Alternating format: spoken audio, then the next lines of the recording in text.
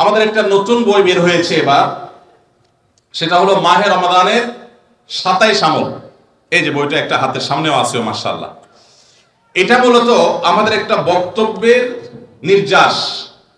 এর আগে সোনাইমণিতে একটা বক্তব্যে আমরা মাহে রমজানের উপরে একটা গবেষণা করে 27টা আমল কোরআন আলোকে বের করেছি, সেটা উপস্থাপন করেছি, পরে এটাকে বই আকারে আনা হয়েছে। এখানে রমজানে আপনি কি কি করবেন তার সবগুলোর তালিকা দেওয়া আছে। অতএব এটার আলোকে আপনি আমল করতে পারেন, চাইলে ভিডিও বক্তব্যটা শুনে নিতে পারেন।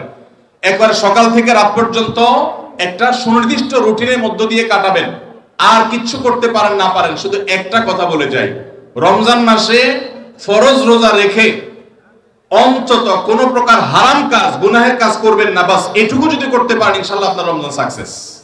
চেষ্টা করা যাবে না ইনশাআল্লাহ? একটা কাজ যদি করতে পারেন, আপনার রমজান ইনশাআল্লাহ সফল। সেটা হলো ফরজ রোজা রাখলেন, 5 ওয়াক্ত নামাজ তো ফরজ পড়বেনই, ফরজ কাজগুলো করলেন, আর গুনাহ থেকে বেঁচে থাকলেন। কোনো হারাম কাজ করলেন না, ঝগড়াঝাটি করলেন না, মিথ্যা বললেন না, চগলখড়ি করলেন না, গীবত করলেন না, কাউকে ঠকাইলেন না, 2 নম্বর কাজ করলেন না। এই গুনাহমুক্ত যদি রমজান কাটাইতে পারেন, আপনার রমাদান সাধনা সার্থক ইনশাআল্লাহ। আল্লাহ তৌফিক দান।